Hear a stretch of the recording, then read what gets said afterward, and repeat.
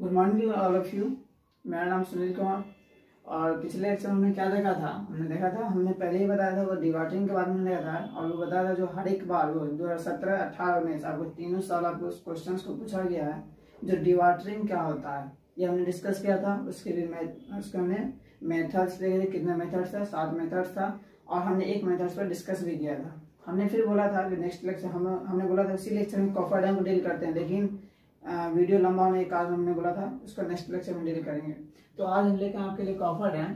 अगर अभी तक आपने इस सेकेंड यूनिट खत्म होने वाला है, अगर अभी तक आपने चैनल को, हमारा जो चैनल है ऑनलाइन टेक्निक क्लासेस, उसको सब्सक्राइब नहीं किया है, उसको सब्सक्राइब कर लें। और हमारा जो जितना भी पिछला लेक्चर है उस पिछले लेक्चर को देखिए और फिर जो है इसके साथ चलिए, क्योंकि हमने बताया था इंट्रोडक्शन में जो हमारे 5 सब्जेक्ट का आपको लेक्चर इस पर अपलोड किया जाएगा। ठीक है, तो आज का हमारा टॉपिक है कॉफर डैम। सबसे पहले तो कॉफर डैम होता क्या है ये देखते हैं। कॉफर डैम एक टेम्पररी स्ट्रक्चर है, ये परमानेंट स्ट्रक्चर नहीं है। ये दिमाग में बैठा लीजिए, कैसा स्ट्रक्चर है, टेम्पररी स्ट्रक्चर है। जिसको किस चीज के लिए यूज करते हैं, जिसको हम यूज करते हैं किस चीज के लिए, रिमूविंग के लिए, मतलब हटाने के लिए। अब किसी चीज को हटाएंगे, क्या चीज को हटाएंगे, सॉइल या वाटर को हटाएंगे। तब कहाँ से हटाएंगे, जहां पर हम अपना कंस्ट्रक्शन साइट होगा, अगर हमें वहां पे परेशानी आएगा तो वहां पे क्या क्या परेशानी आ सकता है कंस्ट्रक्शन साइट में, चाहे तो हमारे सॉइल से परेशानी आएगा, चाहे तो हमारे पानी से परेशानी आएगा। उसी पानी और सॉइल को, मतलब वाटर और सॉइल को हटाने के लिए जो टेम्पररी स्ट्रक्चर का यूज करेंगे उसे हम कहते हैं कॉफर डैम। ठीक है, तो कॉफर डैम क्या होता है, देखिए यह एक टेम्पररी स्ट्रक्चर है।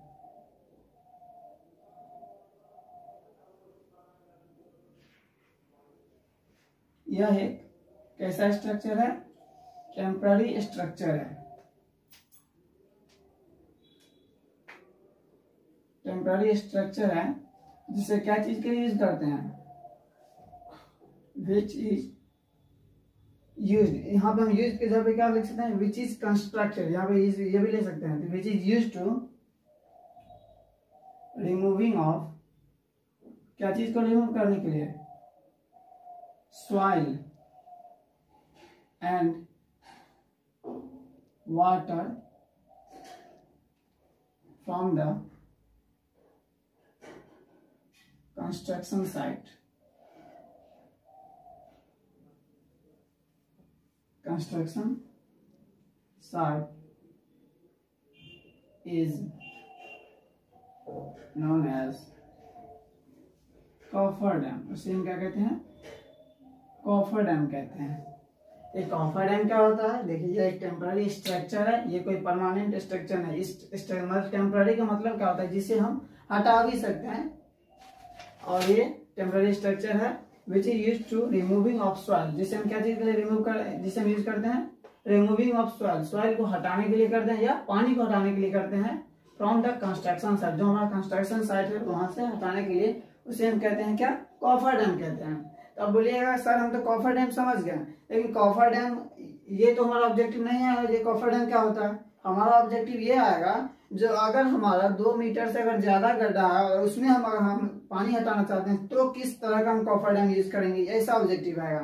तो इसके लिए हमारे जैसे सबसे पहले पढ़ना पड़ेगा कॉफर डैम कितने प्रकार के होते हैं, ये भी देखते हैं जो कॉफर डैम्स कितने टाइप्स के होते हैं। तो हमारा बेसिकली कॉफर डैम जो है पहला हमारा होता है कैसा, पहला हमारा होता है अर्थ फिल कॉफर डैम।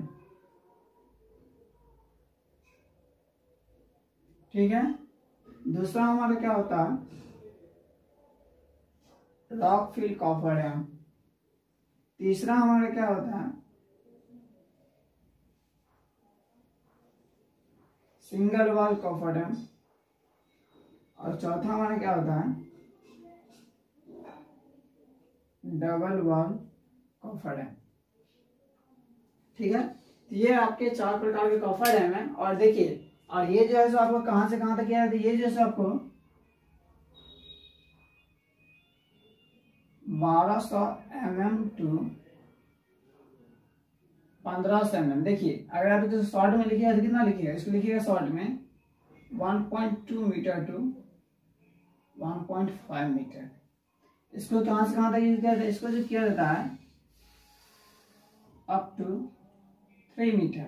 इसको कहां से किया जाता है, अप टू 6 मीटर। और इसको जो है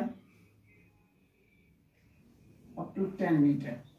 तो ये आपका 4 कॉफर डैम। और देखिए इससे ऑब्जेक्टिव कैसे बनेगा, देखिए बोले क्वेश्चन से आपको रहेगा जो अगर हमारा डेप्थ जो है अगर मान लेते हैं अगर हमारा 5 मीटर है और उसमें से अगर हम सॉइल या वाटर को रिमूव करना चाह रहे हैं किस तरह का हम कॉफर डैम को यूज करेंगे। तो आपको ऑब्जेक्टिव में 4 दे सकता है या 3 भी दे सकते हैं और चौथा ऑब्जेक्टिव क्या रहेगा, नन ऑफ दिस भी रहेगा या बोथ का भी ऑप्शन दे देगा। तो आपको अगर 5 मीटर तक में से अगर पानी निकालना है तो कौन सा कॉफर डैम यूज कीजिएगा, single wall coffer dam use कीजिएगा। देखिए तो देखिए ये बेसिकली आपको 4 कॉफर डैम और इसमें ज्यादा आपको डिटेल नहीं पढ़ना है, बस आपको जो है जो जानना था क्योंकि इससे जो ऑब्जेक्टिव पूछा जाता है जो अगर हम 5 मीटर वाले डेप्थ से अगर हम पानी रिमूव करना चाहते हैं तो हम किस तरह का कॉफर डैम यूज करेंगे। हमारा ऑप्शन रहेगा आपका, पहला रहेगा अर्थफिल कॉफर डैम, फिर रहेगा रॉकफिल कॉफर डैम, फिर रहेगा सिंगल वॉल कॉफर डैम और चौथा ऑप्शन होगा नन ऑफ दिस या बोथ ए एंड बी या बोथ बी एंड सी, ऐसा भी ऑप्शन हो सकता है। तो आपको क्या मानना पहले देख लेना है जो अगर हमारा पास सिंगल वॉल कॉफर डैम है और रॉकफिल कॉफर डैम ऑप्शन में अब बोथ बी एंड सी है तो आपको ऐसा नहीं मानना, आपको बस मानना सिंगल वॉल कॉफर डैम, ठीक है। तो ऐसे ही माना और ऐसे इसी तरह से आपको ऑब्जेक्टिव बनेगा। इसमें बोल देगा अगर हमारा जो है 2.5 मीटर तक अगर डेप्थ है और इसमें से हम वाटर रिमूव करना चाह रहे हैं तो कैसा करेंगे, हम रॉकफिल कॉफर डैम करेंगे। अगर हमारा डेप्थ जो है अगर हमारा 1 मीटर है या 1.2 मीटर है तो हम क्या करेंगे, कौन सा कॉफर डैम यूज करेंगे, अर्थफिल कॉफर डैम करेंगे, ठीक है। फिर हमारा है जो अगर हमारा डेप्थ 9 मीटर तक है और इसमें से हम पानी रिमूव करना चाह रहे हैं तो कौन सा करेंगे, डबल वॉल कॉफर डैम करेंगे, ठीक है। तो ये हमारा कॉफर डैम के बारे में हो गया। जो कॉफर डैम क्या होता है सबसे पहले ये जान लिए, फिर हम जान लीजिए और कॉफर डैम के कितने टाइप्स होते हैं, 4 टाइप्स होते हैं, ठीक है। उसके बाद जो है हम क्या जानेंगे, उसके बाद जानेंगे कॉफर डैम हम करते क्यों है ये जानेंगे, ठीक है।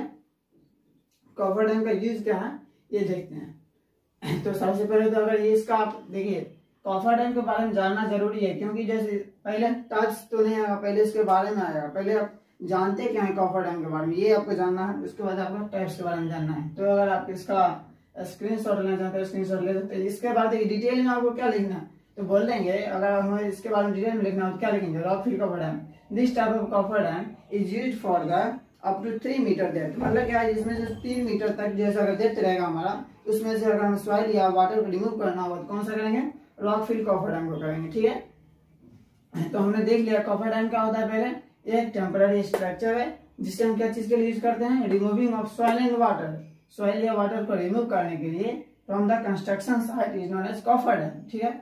अब बोलिएगा जो कंस्ट्रक्शन साइट क्या होता है सर, तो हम देखिए बताते हैं अगर हमें यहाँ पे फाउंडेशन बनाना है तो यहाँ पे क्या होगा, मिट्टी होगा नहीं तो पानी होगा। तो मिट्टी को यहाँ से निकालने के लिए क्या करते हैं हम यहाँ पे कॉफर डैम बनाते हैं। कॉफर डैम जैसे अगर हमारा डेप्थ अगर हम पाइल फाउंडेशन बना रहे हैं तो हमारा क्या होगा, पाइल फाउंडेशन में क्या होता है डेप्थ ज्यादा होता है हमारा वजह से, तो क्या होगा हम क्या करेंगे, सिंगल वॉल कॉफर डैम करेंगे, डबल वॉल कॉफर डैम या रॉकफिल कॉफर डैम, ठीक है। तो ये हमारा हो गया कॉफर डैम के बारे में। अब इसका यूजेस देखेंगे, यूजेस क्या क्या होता है।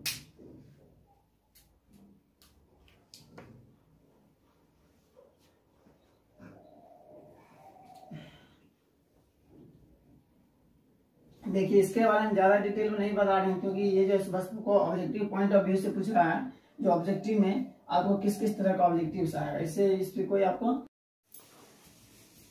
हमने क्या देखा था, जो हमने देखा था कॉफर डैम के बारे में। कॉफर डैम क्या होता था, वो एक टेम्पररी स्ट्रक्चर था जिससे हम क्या करते हैं, रिमूव करते हैं क्या चीज को, सॉइल और वाटर को, ठीक है। तो फिर हमने क्या उसके बारे में कितने टाइप्स होते हैं, तो वेरियस टाइप्स देखे थे। हमने पहला देखा था क्या, अर्थफिल कॉफर डैम, फिर देखा था रॉकफिल कॉफर डैम, फिर हमने देखा था सिंगल वॉल कॉफर डैम और लास्ट में हमने क्या देखा था, डबल वॉल कॉफर डैम, ठीक है। अब हम क्या देखेंगे, इसका यूजेस देखेंगे क्या क्या यूजेस है, ठीक है। तो इसका आपका पहला यूजेस है, देखिए पहले आप लिखते हैं यूजेस ऑफ कॉफर डैम, कौन कौन सा यूज है। देखिए पहला यूज है इसका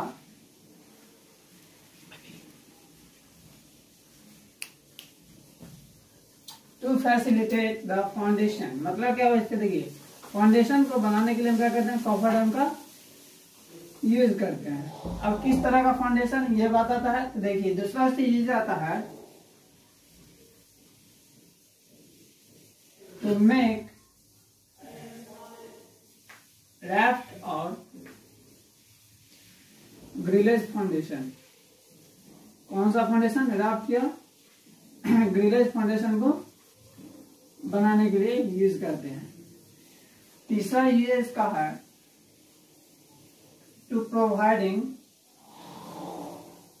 क्या चीज, प्लेटफॉर्म को, अब कहाँ पे प्लेटफॉर्म प्रोवाइड करेगा, तो to providing platform during the working of foundation, जब हम फाउंडेशन बनाएंगे उस समय जो ये हमारा कॉफर डैम एक प्लेटफॉर्म की तरह काम करेगा।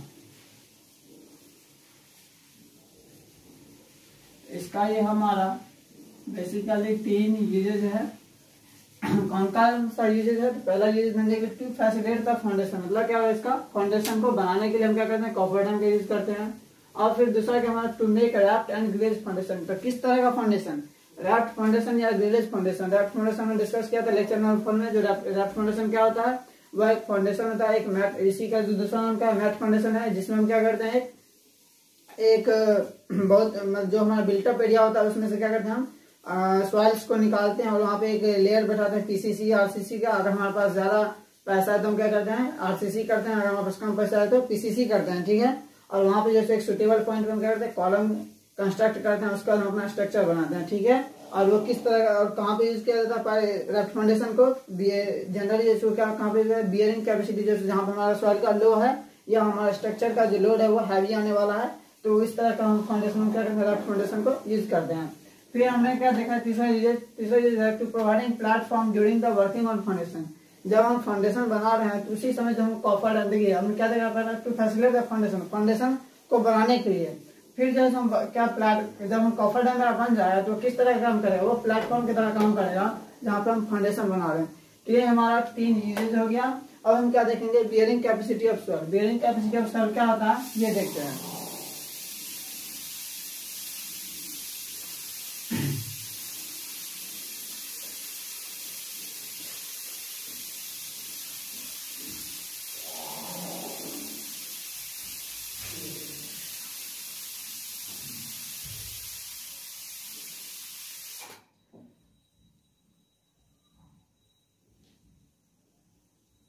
Bearing capacity of soil, soil bearing capacity क्या होता है, देखिए सबसे पहले तो हम देखेंगे, देखिए हम soil जानते हैं, मिट्टी होता है, कैपेसिटी जानते हैं, एबिलिटी होता है। बियरिंग क्या होता है, बियर करने का, सहने का। तो क्या सहने का, कैपेसिटी किसका, तो सॉइल का, मतलब सॉइल का जो सहने का कैपेसिटी है वो क्या होता है ये देखते हैं। यह एक रेशियो है, यह क्या है, इट इज अ रेशियो। अगर ये रेशियो है जिसमें 2 चीज होगा, कौन कौन सा होगा, तो पहला है हमारा it is a ratio of क्या चीज का, मैक्सिमम लोड, जो हम मैक्सिमम लोड प्रोवाइड कर रहे हैं, जो हम मैक्सिमम लोड दे रहे हैं टू द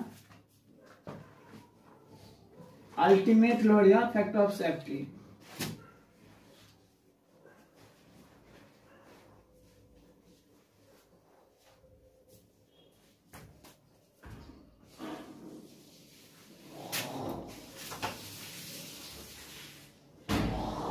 देखिए ये क्या है, बियरिंग कैपेसिटी ऑफ सॉइल, यह एक रेशियो है क्या चीज का, ये जब ये रेशियो होगा तो 2 चीज होगा। तो सबसे पहले हमारा मैक्सिमम लोड, जो लोड हम अप्लाई कर रहे हैं सॉइल पर, उसका to the factor of safety, जो हमारा सॉइल का फैक्टर ऑफ सेफ्टी है। हम देखेंगे जब हमने फर्स्ट सेमेस्टर में, सेकंड सेमेस्टर में देखा था, फिजिक्स में पढ़ना था हमें फैक्टर ऑफ सेफ्टी के बारे में। फैक्टर ऑफ सेफ्टी क्या होता है, जो एक फैक्टर मतलब वो सेफ्टी होता है, जो अगर हम किसी ब्रिज को बना रहे हैं, किसी मतलब किसी कोई कंस्ट्रक्ट कर रहे हैं, तो उसमें क्या होता है, अगर मान लीजिए उसका 10 न्यूटन उसको सहने का पावर है, तो उसका फैक्टर ऑफ सेफ्टी बताया जाता है, उसका कितना है 12 न्यूटन रहता है। तो ये मतलब अगर आप 10 न्यूटन तक अगर आप मतलब लोड इसको दे रहे हैं तो वो आराम से सह कर लेगा, 12 तक भी सह कर लेगा, ठीक है। लेकिन अगर आप उस पर 13 डालते हैं, 13 न्यूटन डालते हैं तो वो फेल कर जाएगा। इसलिए जैसे उसका मतलब उसका जो फैक्टर ऑफ सेफ्टी थोड़ा कम बताया जाता है। जो अगर कोई ब्रिज कंस्ट्रक्ट होता है तो क्या बोलता है, किसी ब्रिज के बारे में, जो इतने आदमी तक उस पर चल सकते हैं, इतना मतलब इतना लोड इस पर बस हो सकता है, लेकिन उससे ज्यादा भी हो सकता है ऐसा मतलब, लेकिन वो आपको रियली में नहीं बताता है।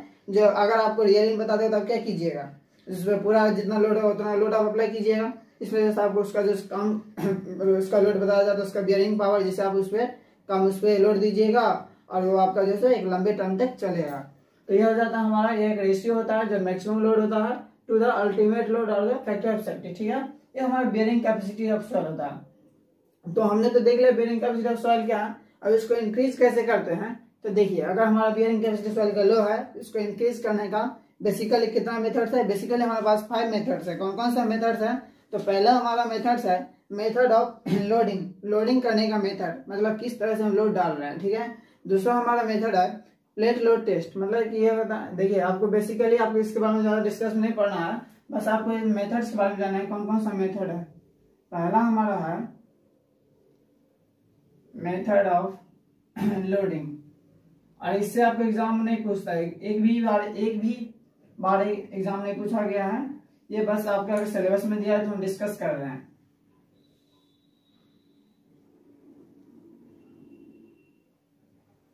Plate load test. तीसरा क्या है हमारा, क्या है पेनिट्रेशन टेस्ट।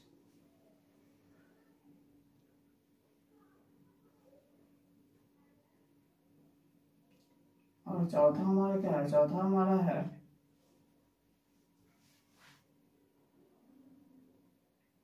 Analytical test. और लास्ट और हमारा है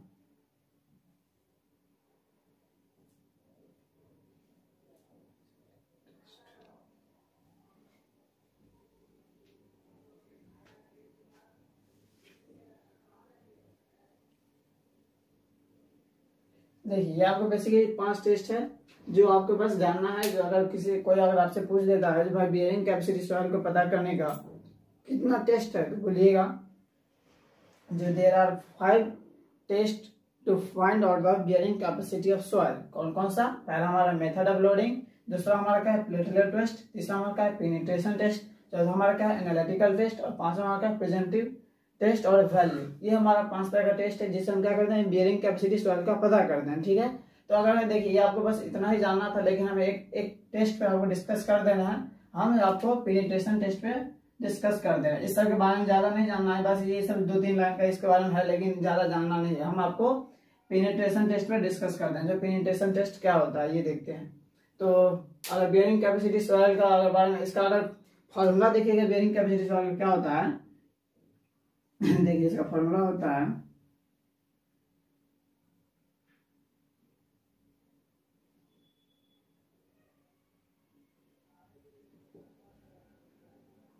bearing capacity of soil is equal to आपका होता है क्या मैक्सिमम लोड, या इसको बोल सकते हैं क्या अल्टीमेट लोड, क्या बोलते हैं मैक्सिमम लोड या मैक्सिमम लोड बोल सकते हैं। मैक्सिमम लोड क्या होगा, ये जो लोड हम अप्लाई करेंगे सॉइल पर, ये बटा क्या होगा हमारा अल्टीमेट लोड, क्योंकि ये एक रेशियो है। देखिए यहां से आप खुद भी बना सकते हैं इसका फॉर्मूला, अल्टीमेट लोड या फैक्टर ऑफ सेफ्टी। तो ये आपका है, जब आपको पूछेगा बियरिंग कैपेसिटी सॉइल का निकालिए, तो ये आपको दोनों दिया रहेगा, तो आपको निकालना होगा बियरिंग कैपेसिटी सॉइल। ये अगर आपको ये दिया रहेगा तो ये दोनों दिया रहेगा, ये आपका निकल जाएगा। ये अगर आपको ये निकालना होगा तो ये दोनों दिया रहेगा, मतलब 3 में से 2 आपको कोई दिया रहेगा तो तीसरा निकल जाएगा। तो ये आपका होता है बियरिंग कैपेसिटी ऑफ सॉइल का फॉर्मूला है क्या मैक्सिमम लोड अपन अल्टीमेट लोड या फैक्टर ऑफ सेफ्टी। जो हमारा मैक्सिमम लोड है, जैसे देख लीजिए अगर हमारा मैक्सिमम लोड अगर हम कितना अप्लाई कर रहे हैं, मैक्सिमम लोड कितना 15 न्यूटन अप्लाई कर रहे हैं, और हमारा फैक्टर ऑफ सेफ्टी कितना है 20 न्यूटन तक रह सकता है। तो इसका बियरिंग कैपेसिटी कितना आ जाए, इसका बियरिंग कैपेसिटी अगर इसको हम डिवाइड करते हैं तो 3/4 ये हमारा बियरिंग कैपेसिटी आ जाता है। तो ये हमारा बियरिंग कैपेसिटी ऑफ सॉइल। इसका जस्ट बेसिकली 5 टेस्ट था। कौन कौन सा टेस्ट है, पहला हमारा मेथड ऑफ लोडिंग, दूसरा हमारा क्या है प्लेटलेट टेस्ट, तीसरा हमारा क्या है पेनिट्रेशन टेस्ट, चौथा हमारा क्या है एनालिटिकल टेस्ट, और पांचवा हमारा प्रेजेंटिव टेस्ट और वैल्यू। तो हम जैसे 3rd टेस्ट पर डिस्कस करेंगे पेनिट्रेशन टेस्ट क्या होता है। अगर आप इसका स्क्रीनशॉट लें तो स्क्रीनशॉट ले सकते हैं। पेनिट्रेशन टेस्ट क्या होता है ये देखते हैं।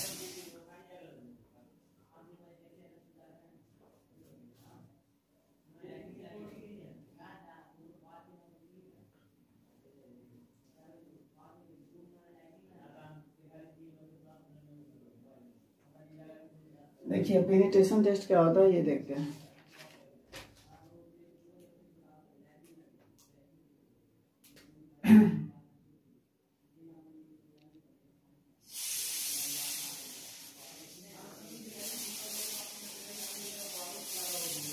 पेनिट्रेशन टेस्ट क्या है, सबसे पहले ये देखते हैं।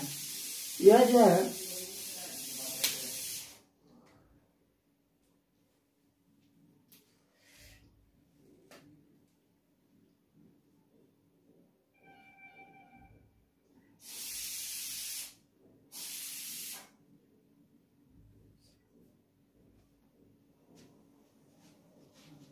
It is defined as the impression formed on the soil by the, क्या चीज से इंप्रेशन होगा, तो किसी चीज को गिराएंगे तो क्या चीज को गिराएंगे, by the dropping of an known object whose, क्या चीज, whose weight is, whose weight and whose weight and dropping height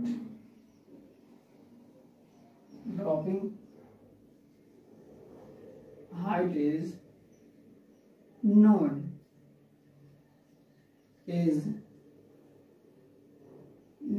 as penetration test.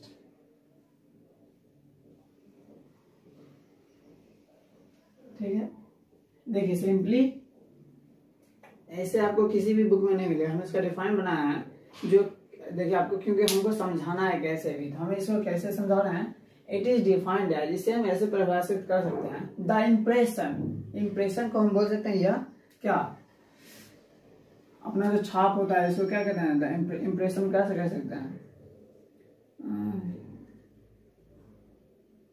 Impression को हम क्या सकते हैं, क्या कह सकते हैं, सोचिए,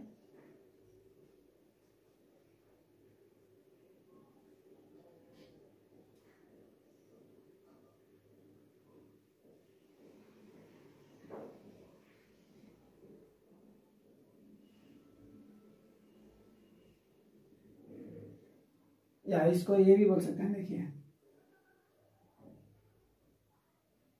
पेनिट्रेशन, क्या बोल सकते हैं, penetration, it is defined as the impression formed on the soil, इसे हम ऐसे परिभाषित कर सकते हैं, द इम्प्रेशन, वह छाप जो कहाँ बन जाए, हमें सॉइल पर बन जाए, by the dropping of an known object, किस ऑब्जेक्ट से, जिस ऑब्जेक्ट को हम गिरा रहे हैं उसको गिराने से, जिसका हमें क्या पता है, वेट पता हो, और जो ड्रॉपिंग हाइट है, जिस हाइट से हम गिरा रहे हैं, जैसे देखिए ये हमारा क्या चीज का है, सॉइल का एक लेयर है, और यहाँ पे हम इस ऑब्जेक्ट का हमें वेट पता होना चाहिए, और इसका जैसे एक हाइट है, ये मैक्सिमम हाइट होगा, यहाँ से यहाँ तक क्या है, एक हाइट है, इस हाइट से जो हम गिरा रहे हैं इसका हमें वेट और क्या है इसका हाइट दोनों पता हो, तो उसी को हम क्या कहते हैं, पेनिट्रेशन टेस्ट, जो हमारा इंप्रेशन बनेगा सॉइल पर उसे हम क्या कहते हैं, पेनिट्रेशन टेस्ट, ठीक है। तो it is defined as the impression found on the soil, वह इसे हम ऐसे परिभाषित कर सकते हैं, द इम्प्रेशन, वह छाप जो बनेगा, किस चीज पर बनेगा, किसी चीज पर तो बनेगा, तो वो बनेगा क्या चीज पर, सॉइल पर, तो कैसे बनेगा, bye the dropping of an object, किसको गिराने से, एक ऑब्जेक्ट को गिराने से, तो किस ऑब्जेक्ट को गिराने से, तो उस ऑब्जेक्ट को गिराने से जिसका हमें वेट पता हो, इसका हमें वेट पता हो, और जो ड्रॉपिंग हाइट, जिस हम हाइट से गिरा रहे हैं वो हाइट हमें पता होना चाहिए, उसे हम क्या कहेंगे, पेनिट्रेशन टेस्ट कहेंगे, वही हमारा जितना हमारा पेनिट्रेट होगा उसे हम कहते हैं पेनिट्रेशन टेस्ट, ठीक है। तो उसका एक फॉर्मूला होता है पेनिट्रेशन टेस्ट का, वो क्या होता है देखते हैं, देखिए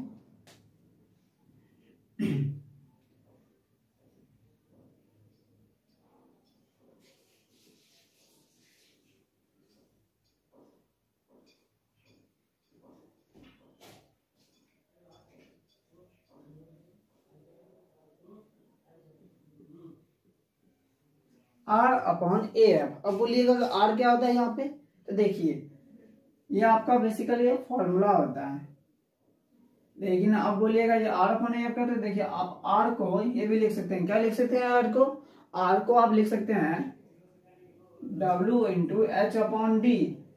अब ये सब क्या होता है ये भी हम बताएंगे वन बाय वन, देखिए ये क्या होता है, तो देखिए यहाँ पे वेयर, क्या W साहब को क्या पता चल रहा है, W साहब को क्या पता चल रहा होगा, वेट ऑफ ऑब्जेक्ट, और आपके F से क्या पता चल रहा है, F से पता चल रहा है आपको क्या, हाइट, ठीक है। D से आपको क्या पता चल रहा है, जो कितना हमारा डेप्थ पेनिट्रेट हुआ है, ठीक है।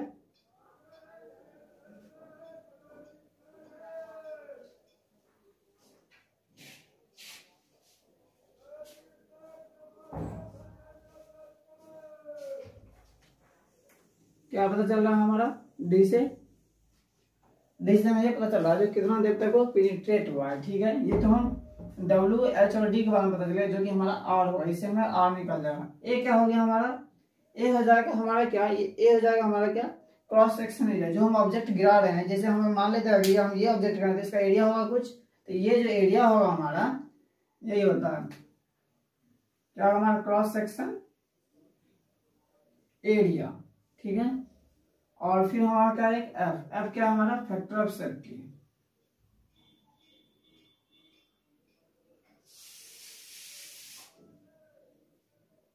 ठीक है, तो ये हमारा हो गया। तो देखिए यहाँ पे अगर आपको क्या क्या आपको देखिए दिक्कत हुआ है, सबसे पहले हम ये जान ले पेनिट्रेशन टेस्ट होता क्या है। इसका फॉर्मूला हमने देखा R अपॉन ए एफ। अब बोलिएगा जो R क्या है यहाँ पे, तो R को रिलेट करने के लिए हम 3 तरह का वर्ड यूज करते हैं, W into H into D. अब W क्या होता है, ये तो और हम वास्ट डालते। देखिए अगर इसको अगर आपको लिखना होगा R बटा अपॉन ए एफ तो क्या लिखेगा, W इंटू एच अपॉन ए इंटू एफ इंटू डी, ये लिखिएगा आप। तो यहाँ पे W तो आपको पता है जो क्या, जो हम पहले हम बता रहे हैं, जो पेनिट्रेशन टेस्ट का डिफाइन ही क्या है, वैसा ऑब्जेक्ट जिसका हमें वेट पता हो और क्या हो, हाइट पता हो। जिस हम हाइट से गिरा रहे हैं तो हमें वेट हाइट निकल गया। और फिर क्या है, इसका हमें एरिया तो पता ही होगा, जो कितना एरिया का हमारा ऑब्जेक्ट है, जो हमारा ऑब्जेक्ट का कितना एरिया है हमारा, ये हमारा एरिया पता चल गया। और डी क्या हमारा, जो कितना डेप्थ तक हमारा पेनिट्रेट हुआ है हमारा ऑब्जेक्ट, जिस हम ऑब्जेक्ट को सॉइल में गिराए हैं, जिस ऑब्जेक्ट को हम सॉइल पे ड्रॉप किए हैं, तो कितना है हमारा जो मैक्सिमम डेप्थ तक वो पेनिट्रेट किया है, वो हमें पता चल जाएगा। जब हमें 4 चीज पता है, W इंटू एच, जब हमें W पता है, वेट पता है, हाइट पता है, जो कितना डेप्थ में तक पेनिट्रेट हुआ वो पता है, एरिया पता है ऑब्जेक्ट का, तो फिर हमें फैक्टर ऑफ सेफ्टी पता है, तो हमारा क्या है, बियरिंग कैपेसिटी में निकल जाएगा, आराम से निकल जाएगा बियरिंग कैपेसिटी। क्योंकि जब हम 5 वैल्यू पुट करेंगे तो हमें छठा वैल्यू खुद ही आ जाएगा। तो वही अगर हमें सिंपली हम आर अपन एफ याद करते हैं तो फिर हमें आर निकालना होगा। ठीक है, तो अगर हमें वेट दिया रहेगा, एच दिया, हाइट दिया रहेगा, डेप्थ दिया रहेगा, तो हमें बोलिएगा आर क्या है, यहाँ पे आर क्या है, तो आर का एक फॉर्मूला होता है, R is equal to W into H upon D. तो डब्ल्यू क्या है हम तो बता दिए, वेट है, एच क्या है जिसका जितना हाइट सब गिरा रहे हैं वो हाइट है, और डी क्या है जो डेप्थ ऑफ पेनिट्रेशन है, कितना डेप्थ तक वो पेनिट्रेट किया।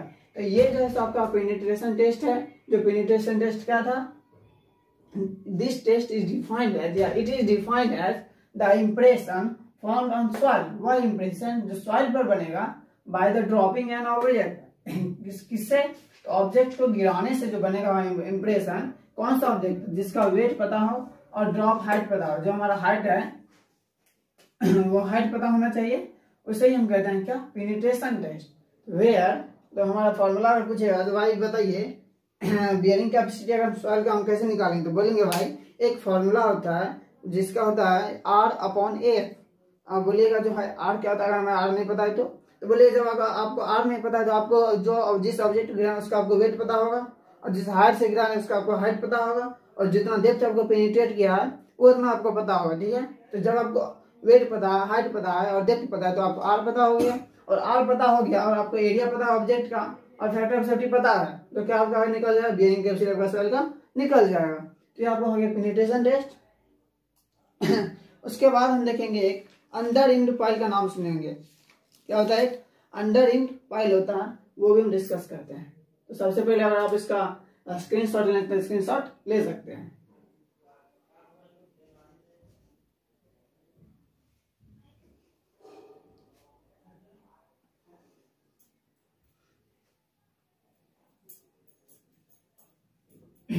तो हमने क्या देखा पेनिट्रेशन टेस्ट के बारे में। जो पेनिट्रेशन टेस्ट क्या होता है, यह एक इंप्रेशन होता है जो कहाँ पर बनता है, सॉइल पर।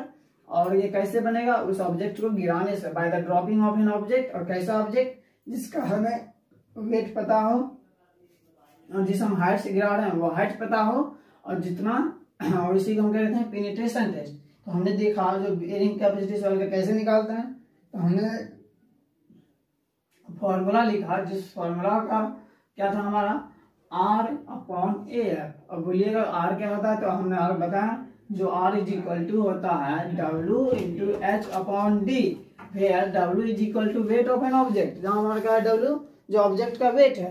फिर हमने क्या देखा, जो H क्या था हमारा, जो हाइट था ऑब्जेक्ट का, और फिर हमने देखा डेप्थ ऑफ पेनिट्रेशन। अब हमारा लास्ट टॉपिक क्या, अंडर इंड पाइल। ये अंडर इंड पाइल क्या है,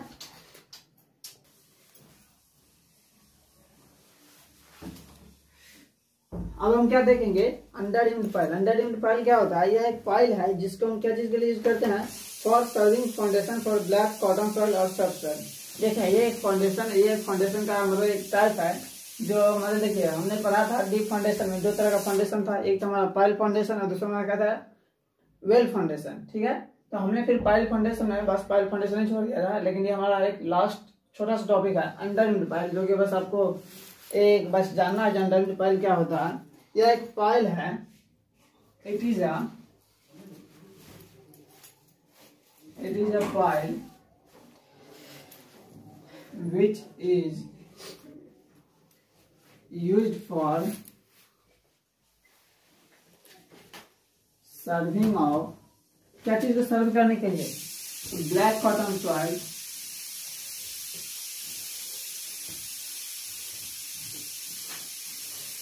ब्लैक कॉटन सॉइल को, या फिर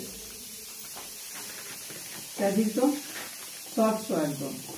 इसी को सर्व करने के लिए जिस पाइल को हम यूज करते हैं उसे हम क्या कहते हैं, अंडररिम्ड पाइल। ठीक है, इसके बारे में अगर पूछेगा तो इसके बारे में क्या बताएंगे, इसका जो डायमीटर होता है अंडररिम्ड पाइल का वो कितना 200 mm से लेके 500 mm तक होता है, और इसका बल्ब जो वेरी करता है कहाँ से, फ्रॉम 2 से 3 टाइम्स होता है डायमीटर ऑफ पाइल। जैसे मान लीजिए इसका डायमीटर कितना होता है, इट्स डायमीटर वेरीज फ्रॉम कहाँ से कहाँ तक, 200 mm टू 500 mm। ठीक है, मतलब क्या इसका डायमीटर कहां से कहां तक वेरी करें, 200 से 500 mm। ठीक है, और इसमें एक बल्ब लगा होता है जो क्या करता है, इट्स बल्ब इज 5 टाइम्स, कितना times, 5 times greater than the diameter of pile. Diameter of जो हमारा पाइल है उसके डायमीटर से क्या है, ये 5 गुना हमारा बल्ब होता है। तो फिर the length of about 3 to 8 metre, ये कितना इसका लेंथ होता है, इसका जो मतलब हाइट होता है, जो डेप्थ जो होता है मतलब इसका हाइट, इस लेंथ इज अबाउट 8 मीटर, मतलब ये 8 मीटर तक का ये होता है अंडररिम्ड पाइल। और फिर क्या देखते हैं, इसका जो सहने का जो है ये कितना लोड तक सह सकता है, its bearing power, its bearing capacity is about कितना, 200 kilo newton to 400 kilo newton. मतलब क्या हुआ, ये जो है कहां से कहां तक सह सकता है, 200 किलो न्यूटन से लेकर 400 किलो न्यूटन अगर इसकी लोड आया तो ये सह सकता है। The underreamed pile can also used for sandy soil with a high water table. इसको जैसे हम एक और जो है देखिए सॉफ्ट सॉइल नहीं, इसको जैसे और एक यूज कर सकते हैं किसमें, सैंडी सॉइल में।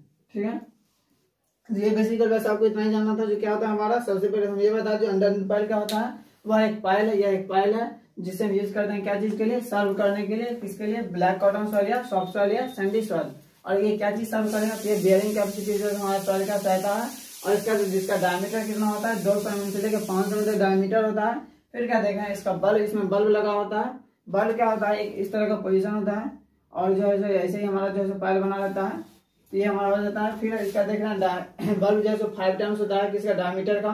फिर देखना its length is about 8 metre, इसका लेंथ जो है कितना होता है, 8 मीटर होता है। फिर हम देखना इट्स